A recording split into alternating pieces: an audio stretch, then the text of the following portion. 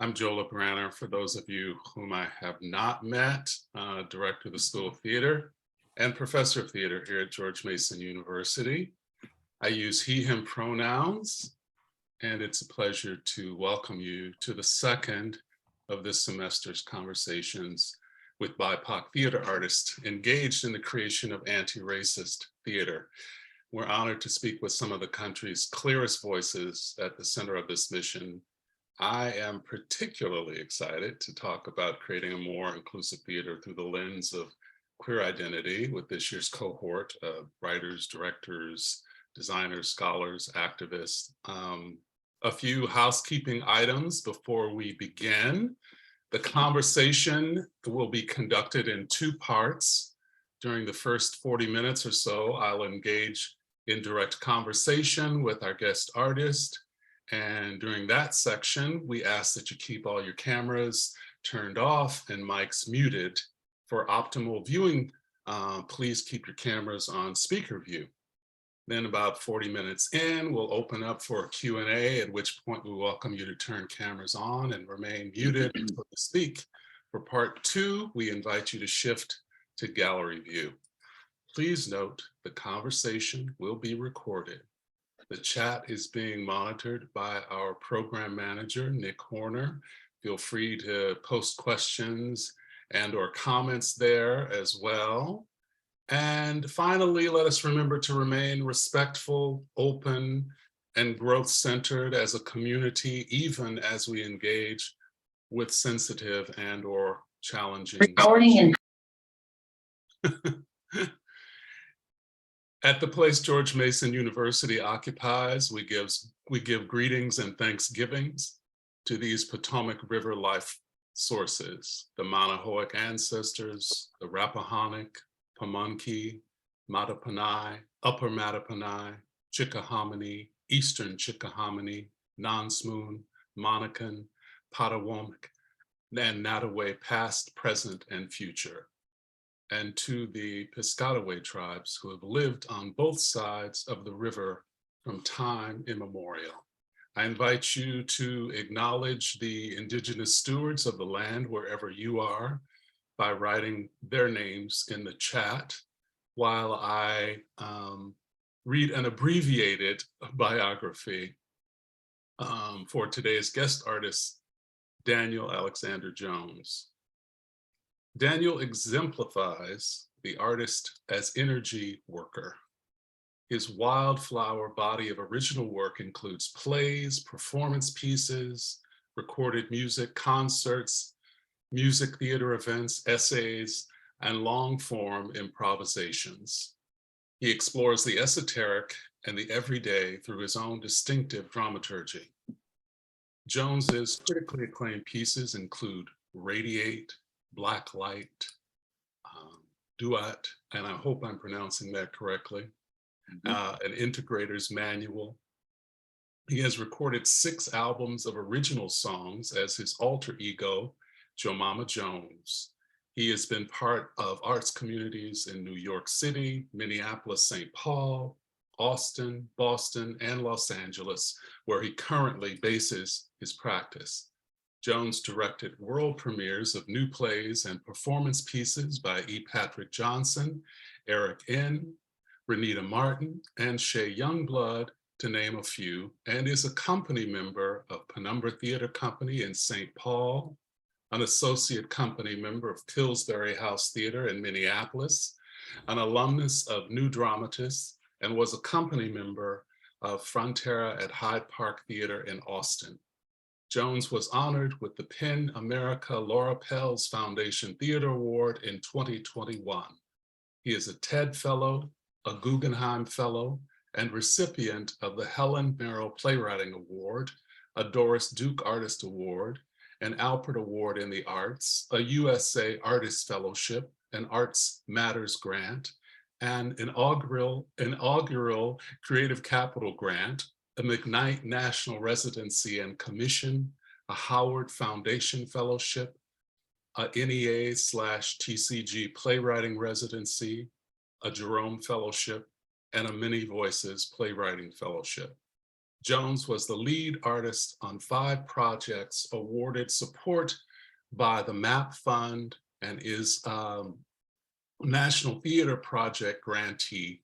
He has been a Mellon Creative Research Fellow at the University of Washington, a Hume Fellow at Occidental College, a Fellow at the Hemispheric Institute at NYU, and has been in residence at a number of colleges and universities across the country, including Cal Arts and UCLA's Center for New Performance. He received a Bistro Award for Outstanding Performance Artistry for Jemima Jones and a Frankie Award from the Prelude Festival in recognition of long-term extraordinary impact on contemporary theater and performance. Please join me in welcoming my friend, Daniel Alexander Jones, to the virtual stage. So happy to be here with you. Thank you so much. It's amazing. I mean, it's high time, you know? I've been engaged in this conversation for almost 3 decades. And full disclosure, Daniel and I have worked together in multiple capacities, collaborating on stage and off, numerous institutions and environments of higher learning. And you may not know this, Daniel, but besides your incredible body of work, you're one of my favorite people on the planet. So, oh my God, that's very nice.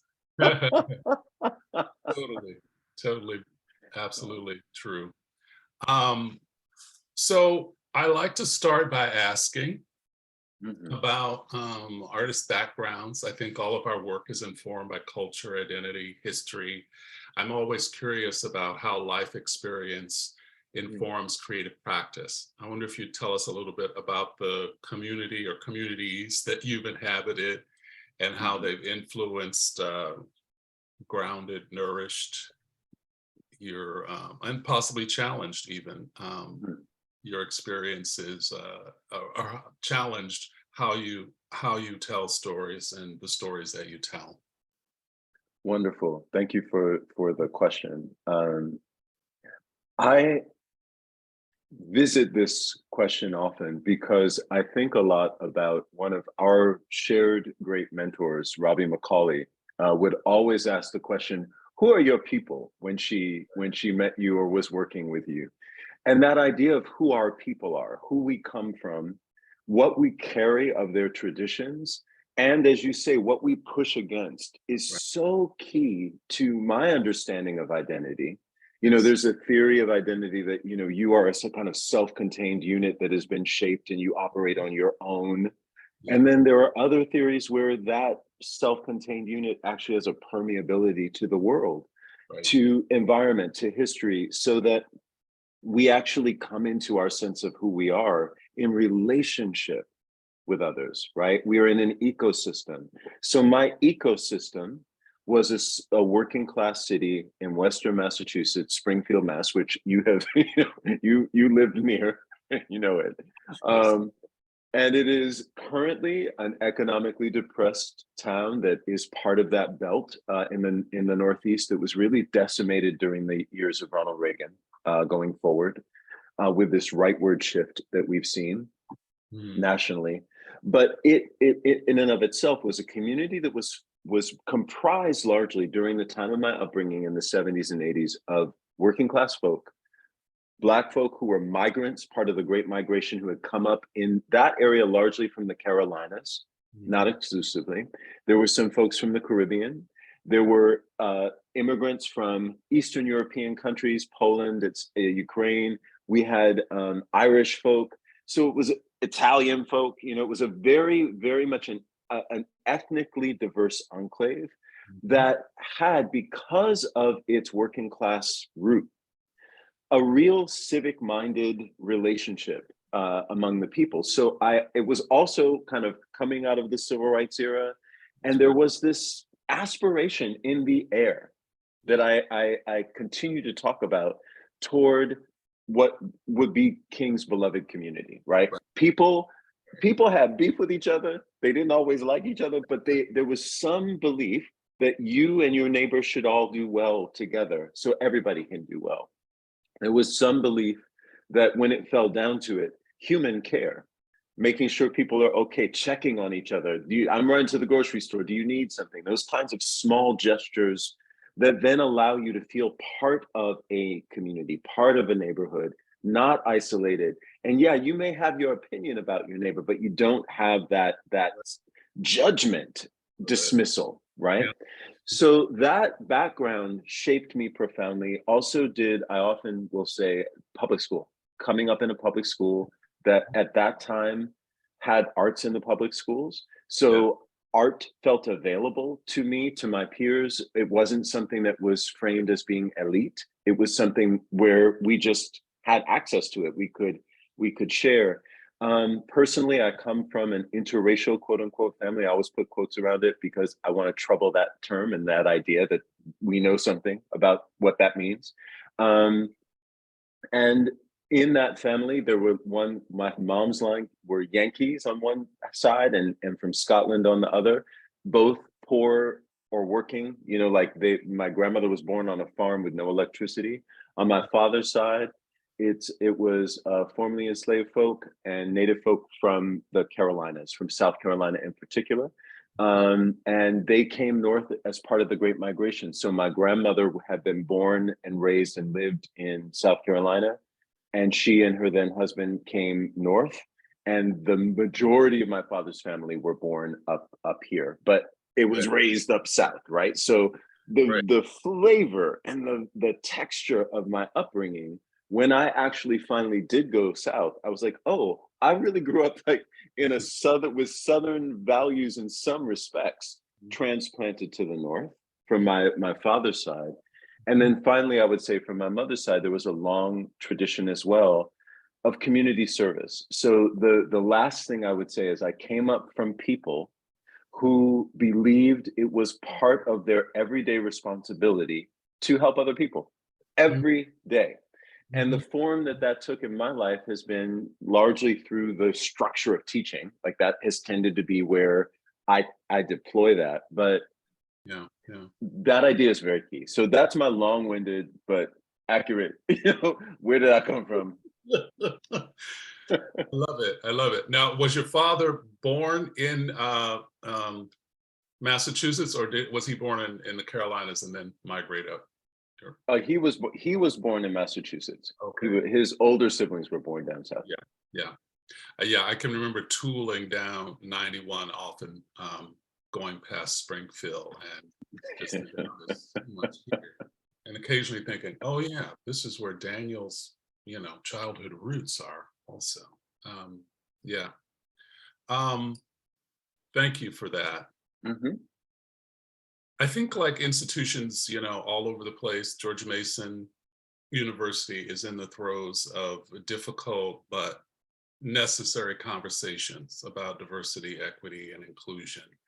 This guest artist series grew out of a desire to further that conversation by developing more awareness of the ways in which underrepresentation of marginalized voices persists in the American theater, becoming more familiar with artists and scholars of color engaged in conversations for radical change and racial justice, and cultivating more comfort and really fluency when talking about race, power, and privilege. Because I feel like that's one of our sticking points. We just don't, as you said, trouble the term of interracial. I love that. Yeah. And we can unpack the term anti-racist a bit more today. When I'm talking about anti-racist, I'm necessarily talking about more inclusive theater that not only rectifies the historical racial disparity, but bolsters and centers stories of women, working class people, members of the queer community, disabled folk, other marginalized identities. And for some of us, of course, there's intersectionality and our identities are inextricable, right? And that's a long-winded prelude to the next question, which is, how do your identities show up in the work that you do, particularly your experience as a member of the LGBTQ plus community?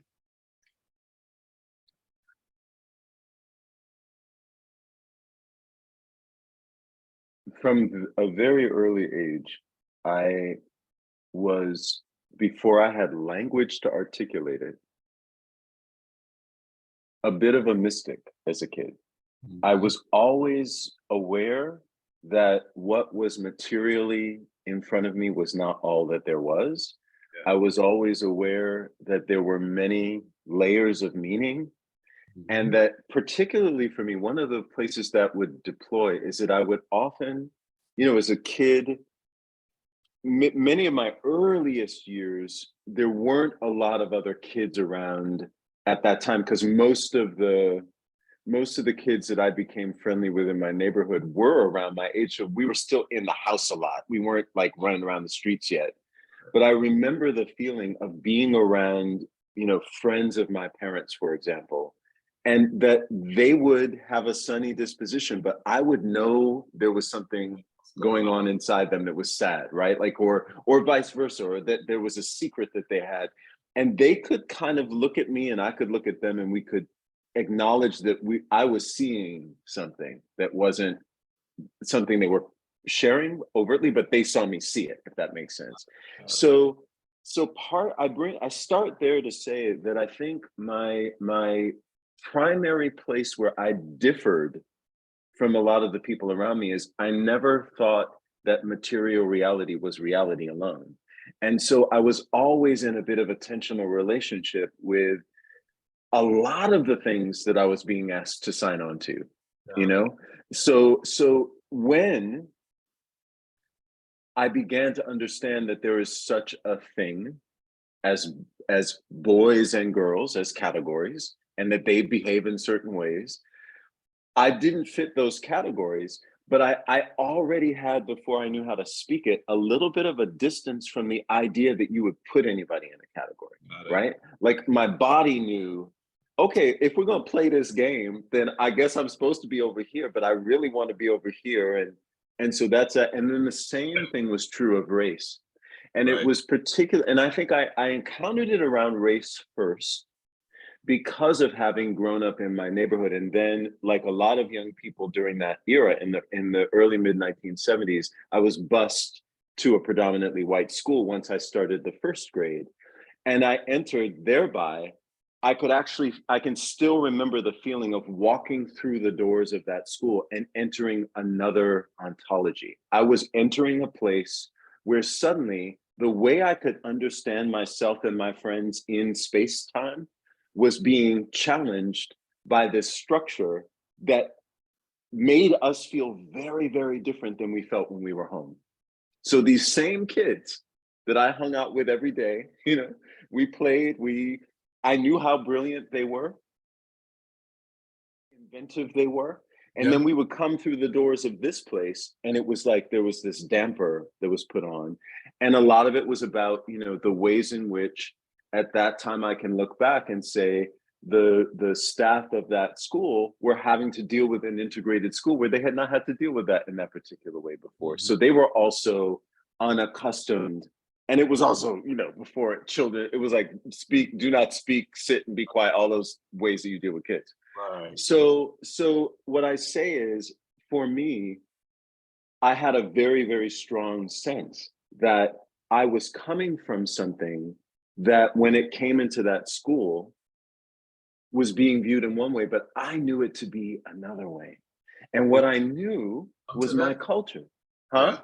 Were you able to Yeah, hold on to that? I was. And I think this is probably the great bullheaded miracle of my life is that I was like, oh, like so when I put biracial in quotes or interracial in quotes, because that's the language that they wanted to teach me at the school, right? That was not the language I understood myself by at home. I was Black. Got My it. friend, it was not an issue. Yeah. So I had enough of a thing to have a little bit of a raised eyebrow there. And so I think, if you will, and I don't know that I've ever said this out loud before. I haven't even thought it before, but I think my identity influenced my work because I've always tried to make work that refracts those layers out, so that as when you think you know what you're looking at, I Mm. try to spin it so you actually don't know what you're looking at. And maybe my hope is that that bleeds out into your walk in the world, And Yeah. when we think we know something, Yeah. maybe not so fast. You're right. I love that. Love that. Mhm. And of course, for me, it resonates with, you know, our mentors. As you talk about Robbie, you talk about Lord Carlos, right? Who were just like, yeah, yeah, okay, well, that's probably what the image is in the popular media, but that's not the only story, and the story that's projected in the media may not be accurate at all. Right. So we need to challenge that. Love that. Mm. Mhm. Um, and for people in the audience who may be unaware, Daniel and I share this artistic lineage with some some of the most impactful movers of and shakers of the Black avant-garde, including Robin McCulley. We mentioned Lori Carlos, and though I never met her, Aisha Rahman, I think of Yes. as one of Yes. my mentors as well, and that really Yes. is the short list. Yes. And these artists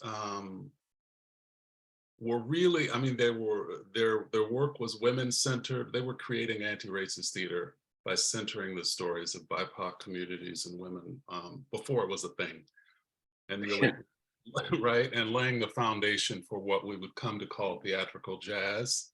Mhm. And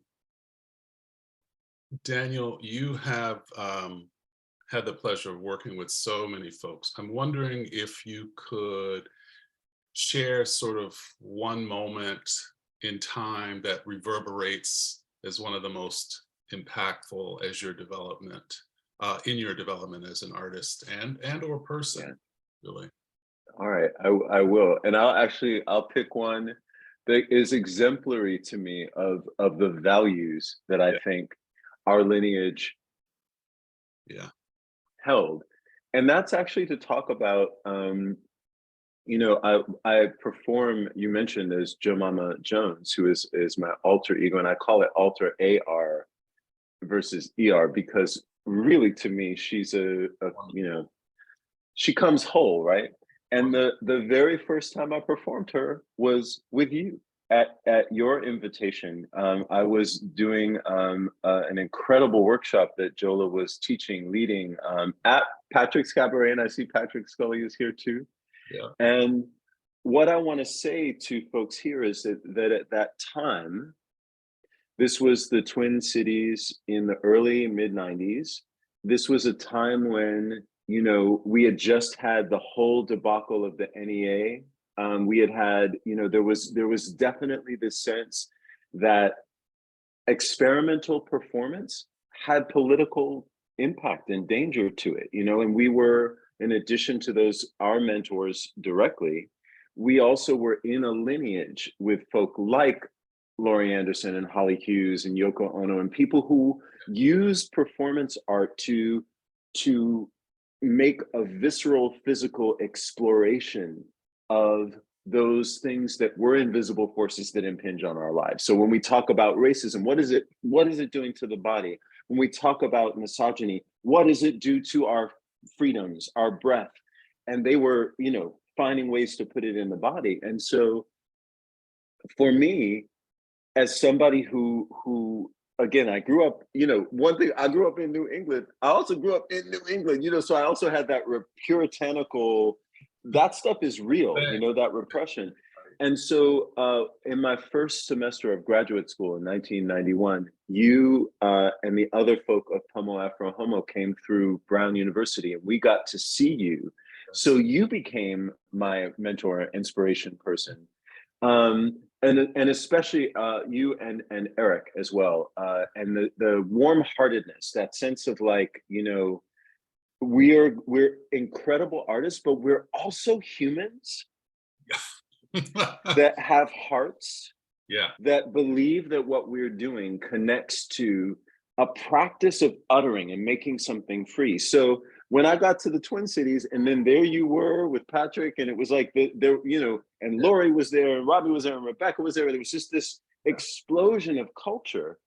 And so what happened was I then got to work with you. And Mhm. then, as is true in our tradition, you never pulled that thing of like, I'm the elder artist who's the master. You were like, we're in a tradition together. What Right. do we all have to offer? What do we all have to bring? So there was this incredible sense of invitation. And I say all of that to say that I got to take a chance and do something that I had this vibration, this thing in me Yes. that I've written about at length elsewhere, but like I didn't know what it was. I just knew there was something that was like calling me into my own future, calling me out of my body, calling me out of the state that I had been in up to that point. And that thing ended up being Jamama. And Yeah. in the context of your space, and on the night that we did it, Lori was there, Rebecca Rice was there, Catherine Gagnon, who were the other legends of kind of Black experimental theater. It was a crazy night. I just remember the thing. And it felt like it was one of those moments before and after. And I've never been the same after that night, you know. And Joe never went back in and she will never go back. You know, like she came out and it was like, boom. He's like, yeah, So, yeah. but here's the thing I want to underscore. So that's a great, cute personal story. But the real deal is what was happening there was active invitation, Yeah. active engagement with and investment in the circumstances for people to risk creatively and to be able to express themselves inside of a context where that kind of heterogeneous growth is not only encouraged, it's expected. So you're not performing to a crowd that's like, he can't sing, or I don't like the way, like it's not that vibe. It's who are you and what do you have to bring to the table? And if I listen carefully enough, I can recognize that what you're bringing, your particular contributions are inimitable and necessary. And then together we make this wide range of possibilities rather than I need to take what you do and try to like lob off the parts that don't make sense to me and shoehorn you into a category or a practice or some horrific thing, which is happening more and more for us, especially in academic circles, which are about deliverables. Like, what are you going to give me? What's my transaction with you? Basta. Thank you. Thank you for that. Yeah. You took me back to a time. Yeah. It was a really incredible time. And that's a word that Laura used to use a lot, dangerous. So dangerous. Yes. I have come to really appreciate what that means as we talk about bringing our authentic selves into space, into experience, right? And into community, really. You know, yeah, sometimes it is very dangerous and it requires risk, it requires resiliency, all of that, all of that. Do you think about, or do you, would you, I'm trying to figure out how to frame this question, obviously. Do you think there's a queer aesthetic? And if so, you know, where does it come from? I've been Mm, thinking a lot, and I'll tell you this: the you know we're on the heels, quote unquote, of a pandemic, uh, and for me, I've lived long enough to consider the other huge pandemic in our life, which was HIV and AIDS. So one of the things that I have been reflecting on is the absence of many of the people I thought I would collaborate with, you know, for the rest of my life, um, peers and mentors. And I do, you know, as you know, I have a long history with Sylvester. So I think of him as one of my queer ancestors. But I'm wondering if you have thought about it in this way. whew, Ooh. yes. Yeah. And lately I've been thinking of it with no small measure of sadness. Mm, And mm,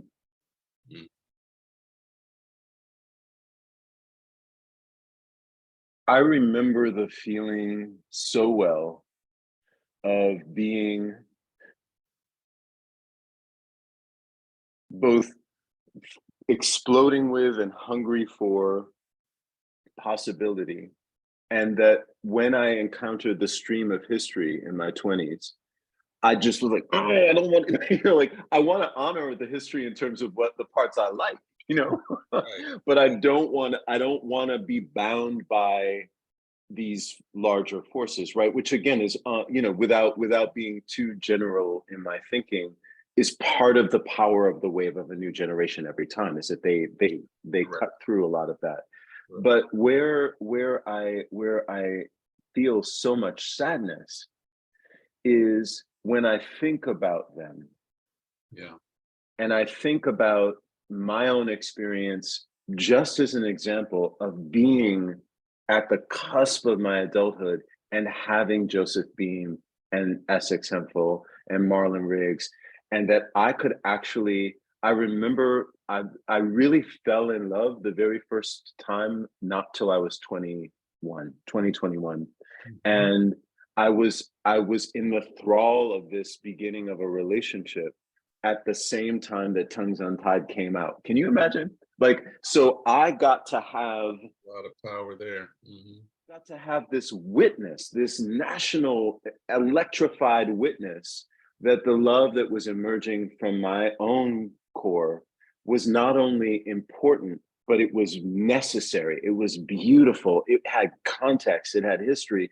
And so that felt like a beautiful example Yes. where all of y'all who were involved in that you made an offering that Yes. then liberated all kinds of people. And I remember somewhere I have this on like an old crotchety VHS tape, but Essex Hemphill, Marlon Riggs were on that show, Our Voices, Bev Smith's show on BET. It was like an interview show. Yeah. And there's so also that at that time, here you had these two visionary queer ancestors talking to the kind of the exemplar of, like, ebony level mainstream Black bougie life, and that they were talking about things that would never be voiced in our communities publicly, but all of a sudden it was happening, and they're all gone. Yeah. And these young people they don't know who any of these people are if we're not teaching them. And so the sadness that I feel is that it's not that, oh, we lost our great Black queer ancestors. It's that we have lost a level of sophistication, of practice, of knowledge, of medicine. We've lost what they made. And because we've lost what they've made, and yeah, I get it, we carry it on, we carry the tradition, but I'm sorry, there were, like, what Sylvester did live in Living Proof. Right. And it's not to turn into the old person on the porch talking about, well, you whippersnappers don't know the whatever, but it's to say that the difference I find, and I'm gonna try to be a little provocative here, Jola, is that the work that they were doing was produced from their hearts for our hearts. The work, a lot of the queer work that is happening right now, is not produced without some engagement with commerce, whether that be at its point of inception, or the point by which it must be developed, or the point by which it must be sold. And so there's a mediation of the impulse that we all have to contend with now. And that means that the real medicine has been tampered with. Yeah, I was going to say it's been dampened sometimes. It has. That's what I feel. And it's not, I want to be very clear, I don't think it is entirely the case, but I think it's the case in terms of maybe mainstream discourse around the idea of queerness and queer aesthetic. And even in some academic spaces, ideas of queerness, if they continue to refer back to examples that have been vetted and given the imprimatur by the mainstream. So the people we're talking about made it themselves. They often, made it in the back of a van with the feather boa, like you had to change on the go. You had to get out there. If they had iPhones back then, but yes, all of that. If they had iPhones back then, nobody would be here. Everybody's business would be told, right? No, it's a joke. Wow. Anyway, that's my rant for the anti-racist theater conversation.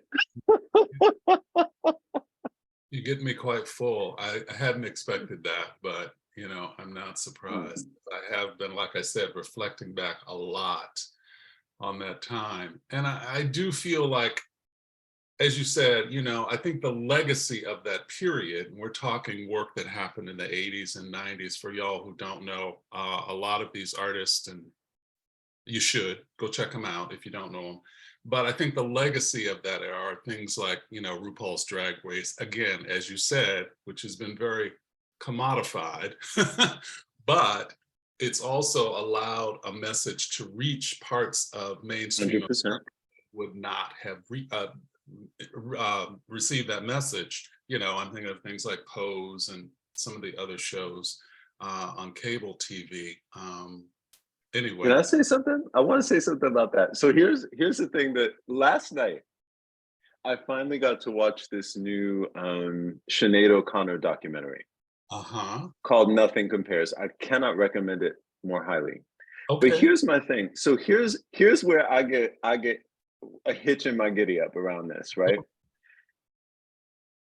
The fear I have had, and I've seen it come true to some degree, and again, maybe somebody will push back on this and I will welcome that, but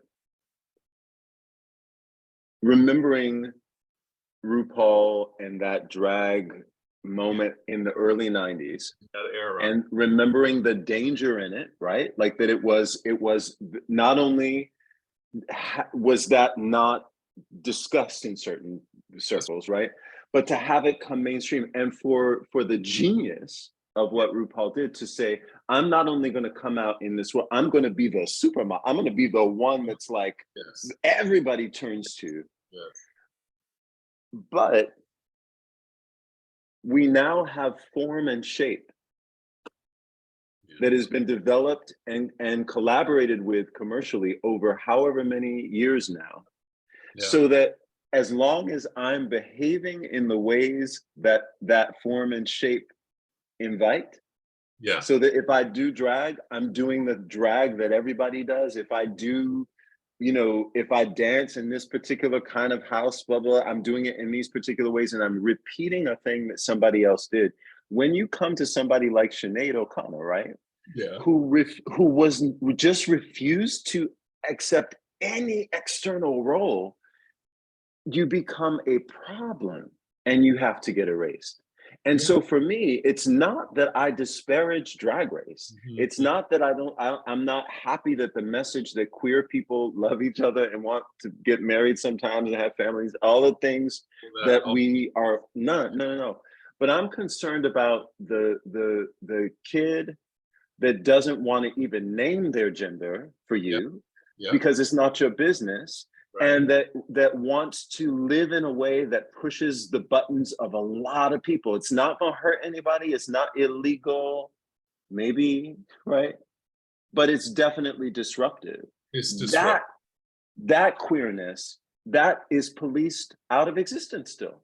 So to me, the question is there a kind of, Jessica Hagedorn asked me a while ago a question I love. She said, "Where are the punks?" And I was like, "Where are the punks?" You know what I mean? And not punk the style, Yeah. but the idea of like, what does it mean to actually not Fit in, to intentionally disrupt, to yeah. And that queerness to me is what when I see that, that feels like it has life force and the toothiness necessary to meet this moment we're in. But you're kind of leading that too, you and Joe Mama. Well, I'm like, as my father would say, leading you right off a cliff, like. Okay. I could go on. I had some other questions, but I really want to open it up for Q&A. And if we have time, I will sneak in these other questions that I have. But if you would now shift to gallery view so that we can all see each other. And you can either raise a virtual hand or a real hand, or if you have a question or comment, put it in the chat. I'll do my best to acknowledge. I think I've become more proficient now in Zoom etiquette, so forth and so on. Yes. Yes, Nick. Something immediately occurs to me. And first of all, thank you, Daniel. That's brilliant. It's brilliant to have you. I'm going to have to speak in draft because I'm way out of my lane. I don't know my own question yet. So I want to be clear on that. But I was watching, I've been reading a lot of recently in voice sciences about Afrovocality. And I was watching Laverne Cox give kind of an unofficial talk about this, speaking very much from the intersection of a Black queer artist. But what I noticed, and I don't know that I can name it. I think to name it would also be maybe to reduce it.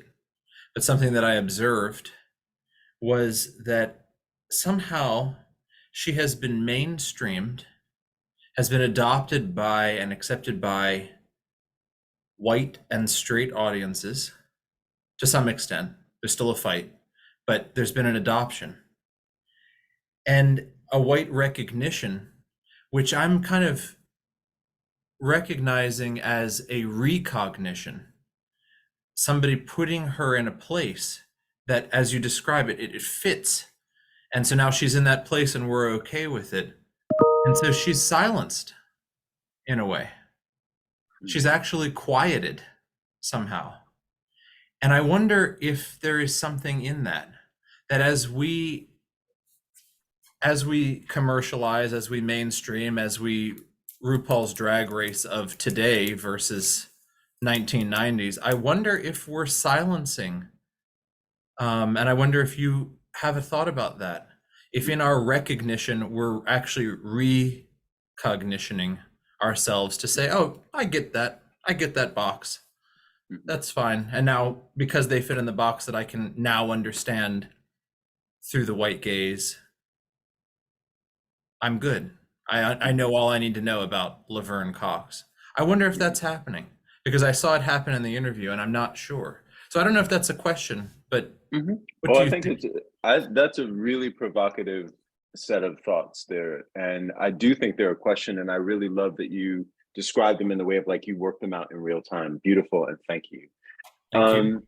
I have two things that come up for me. Number one is I don't think you could silence Laverne Cox. Like, I don't think any of this actually silences the subject.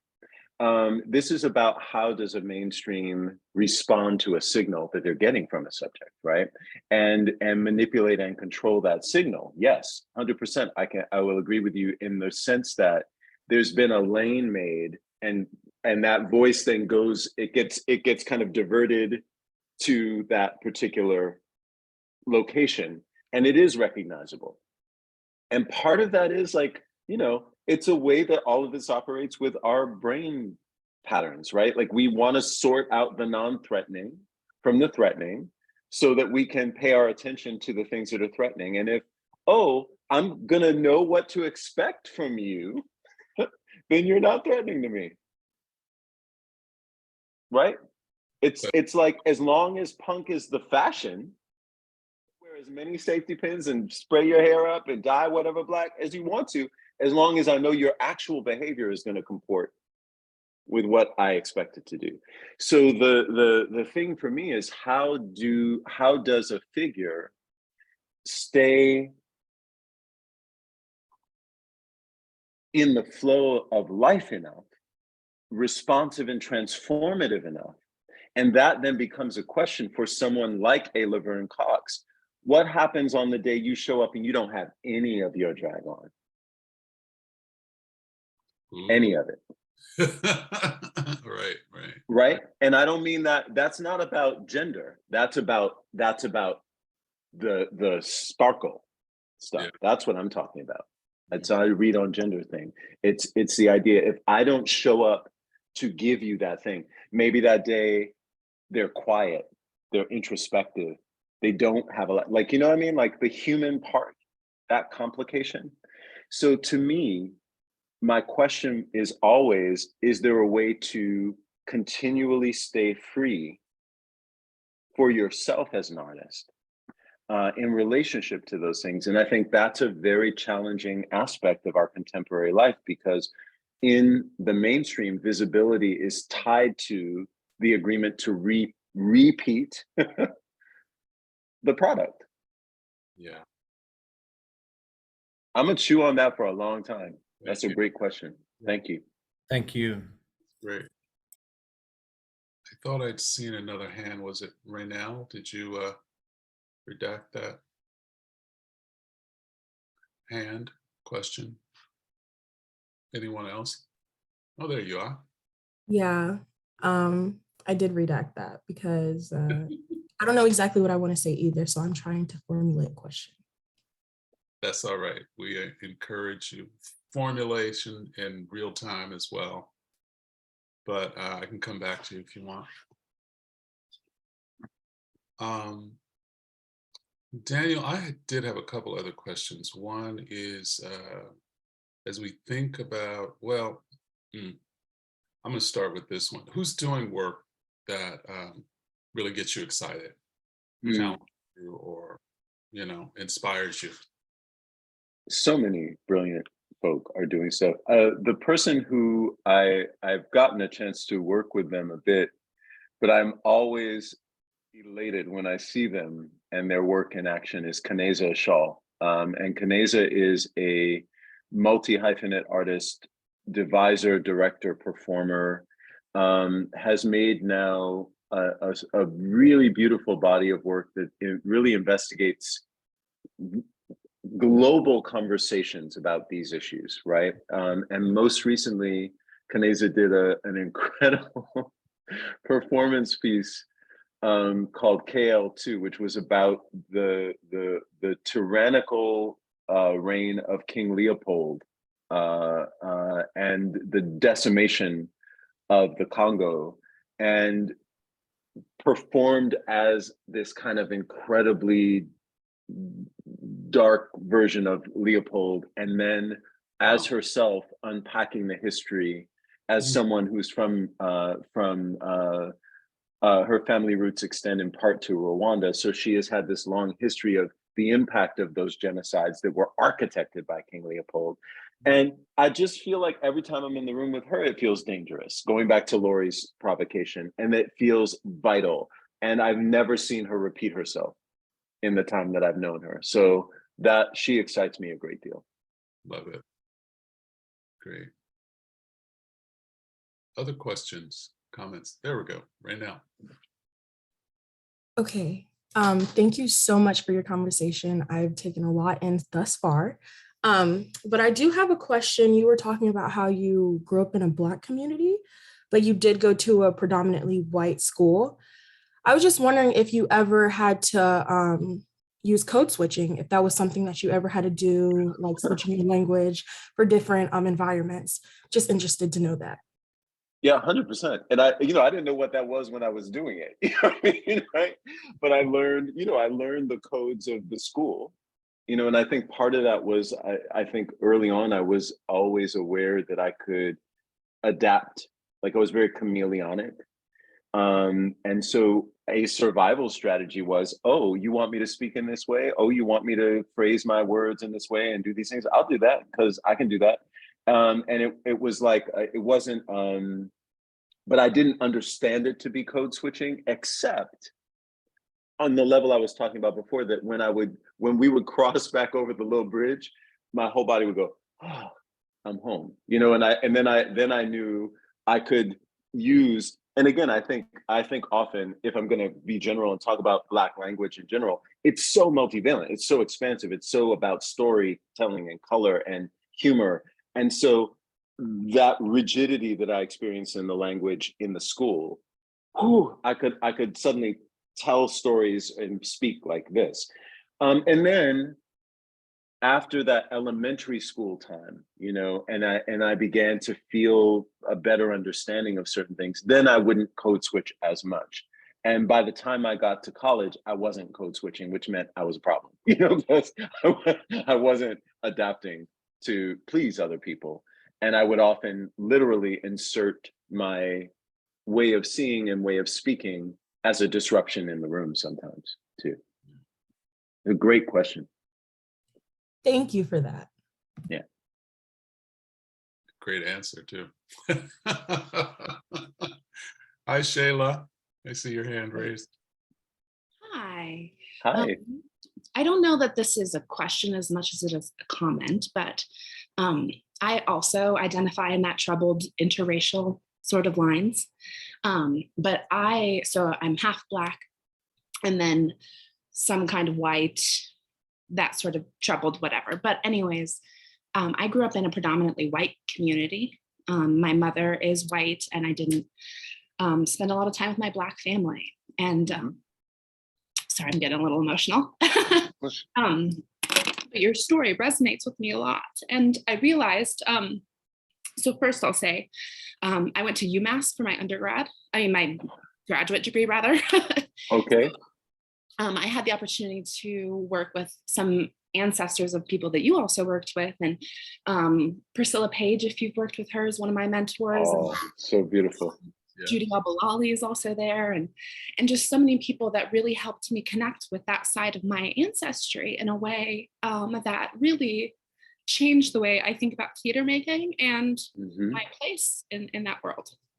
And so we studied theatrical jazz, so I'm familiar with that. And I also worked with Commerce High School in Springfield to help them do performance. Oh, wow. So I spent a whole summer just helping them perform and work with students from Springfield and create work and stuff. And so there's just lots of things in your story and the way you make theater that just really connect with me in a way that I'm just now learning how to incorporate into my teaching and into my artistry. And so I just wanted to share that and thank you. And there might be a question, but oh goodness, sorry. No, don't ever be sorry for your heart opening and being true. That's so beautiful. Thank you for sharing that and for that testimony. It's so important. And you didn't ask a question, but there's something I feel compelled to share, which I've been sharing a lot lately with folks, which is when we encounter something like this that you're describing, right? The wound, which was not of your making, which is this inherited wound where, for whatever the circumstances of their lives, you didn't get time necessarily with that side of the family, right? And then we also think about the wound that there's already built in a discord at the root, because an interracial marriage, no matter how much legally we talk about it, still is not really supposed to happen, right? So when you ask yourself about your own intensity of response to that history, I encourage always people to be profoundly generous to the fact that you're dealing with this inherited severing of meaning and severing of ancestral connection. It was not something you chose. It's likely not something that was chosen by your parents or even their parents, but it is a wound. And there is a violence that has been done to all of us in the ways that we think about and partition our selfhoods and partition and distort our sense of how we are related to one another on this planet, right? So doing that work is a lifetime, multiple lifetimes of work, and you have to be generous with yourself and be like, whoo, that's enough for today, right? Like sometimes you have to take a break from it, A, and then B, remember, and this for me is the most helpful thing. You may be reaching for that ancestry, it's reaching for you. They are reaching for you. They have gifts to bring you. Yeah. And so make the space to welcome those impulses, those little dreamings, those flutters, those tiny fragments. Those are the places where you start to see something. You see the same flower on your walk every day for a year, and you start to realize it's symbolizing something for you. To read the world in a more, if you will, capacious place, so that you can actually find the ends that got severed and connect back to them. It can be done. And we have ample evidence of it having been done through this incredible lineage of work. So I just think it's heroic and beautiful what you've shared, and good on you. And thank goodness you're feeling all that, because you're not dead and shut down. Oh, Daniel, yes. I see a comment in the chat here, the role of trauma in truth telling, but this is all about coming into ourselves too, really, and the truth of ourselves. Thank you for that, Shayla. Yana, how are you? I see a hand. Yes, I'm good. Hello. How are you? Hi, my name is Hi. Iana Bishop. I went to Hampshire College, so I'm kind of just in that, like, I just finished undergrad phase in my life, and for my senior thesis, I created a choreo poem, and I talk about a lot of deep stuff. I talked about anti-Blackness, fat phobia, just things that are very connected to me and my lineage, grief also. And there was someone in the crowd who, after seeing my work, he told me, he was like, you just gave us a lot. And he said, I think you really need to focus on how to pour back into yourself. And I feel like, it's been months since I've finished the play, and I'm starting to feel that, like, emptiness. And I'm just now connecting that I'm kind of like 90% sure that it's because I gave so much in my play, and I performed it 3 times back to back. And you've been in this, in this community for so long. And I was just wondering, what does pouring back into yourself look like? Ooh, that's a beautiful question. That's a beautiful question. And congratulations on creating that piece. That's incredible. Thank you. Yeah. So I'm gonna go to I'll answer your question directly and say, for me, a lot of that is about creating discipline in my life. I have Virgo rising, my grandmother's a Virgo. So like I try to make little things that, like, making sure I work out, making sure I eat well, making sure I sleep enough, like those very basic things that, if you will, become foundations for your longer practice. So that when you have the exaltation of making a show and sharing work and everything gets real big, when you come back from that, you have something that's continuing and you don't dip, more than you need to. And that dip is real, that waveform is real when you're creating. And the other part is that thing that when you are in that dip, when you do feel depleted, when you do feel empty, to remember that is a part of the cycle. There's part of the time where the moon is not visible, right? There's part of the time where everything has been voided, it's been emptied out. And the void, that emptiness, has been problematized in a culture where we need to always be full, feeling, doing whatever. Learning to sit with the emptiness, the fallow time in the field, the winter, right? And develop a relationship with yourself that's about, like, how do you tend the version that's the quiet version, the version that isn't rowdy up in the street, the version that doesn't have a poem to offer today.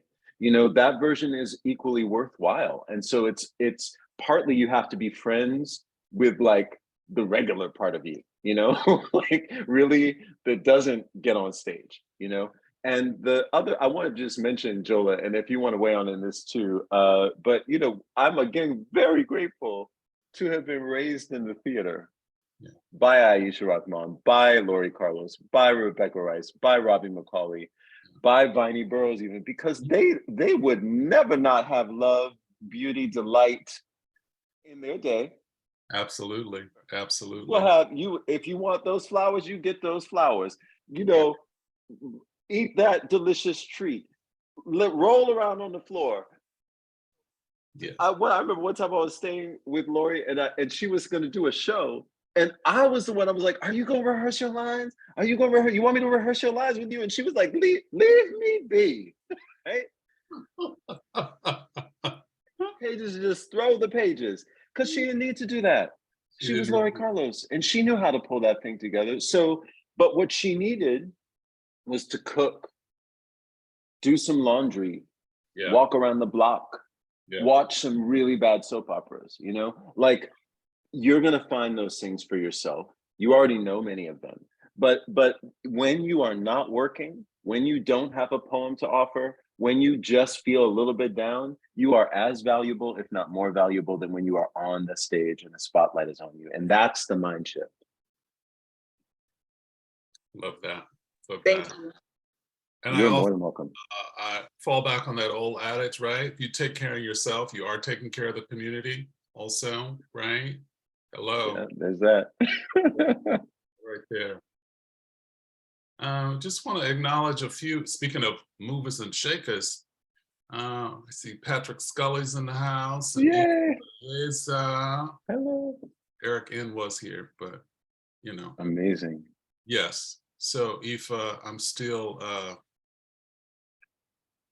I won't say processing. I'm still your show. I just went to see Ballad of Emmett Till on Saturday, being my partner, and it's still with me in a good way. It's resonant. I think one of the things about this work, and we often hear about the trauma of that horrible impact of the torture and assassination, of course. But I think what you've really allowed us to see is the humanity of this young Black boy, right? Who was nurtured, cared for by a community, who was loved and loved. So thank you for that. Yeah.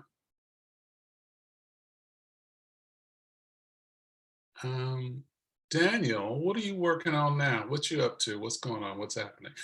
Well, I think Aoife was speaking. Were you? Sorry. We didn't get to hear you. You Well, we still can't hear you. we can't hear you. I was saying thank you. It's such a delight and honor to see you in the house with this busy schedule, your own show and launching the series. And Daniel, I've never seen your work, so I said at least let me see you, in conversation. We have so I've been a beautiful fan for a fans, long Karen time. Allen Baxter, Jola, Yes. and I'm like, I got it. So hopefully in the near future, our stars will not be, like Miss. I've always had some other something when you were performing.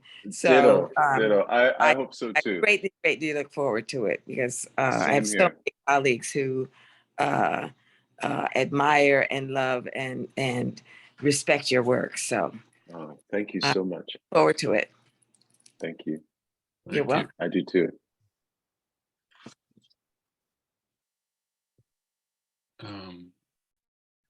Any other comments, questions for Daniel?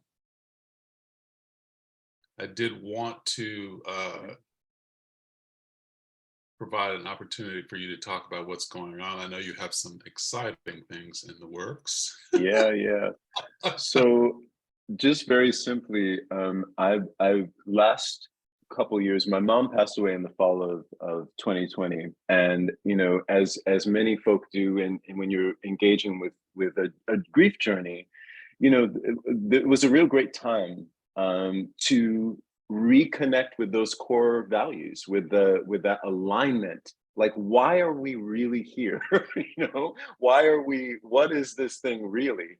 And so out of that came this huge project where I made an album and video installation project around the solar system.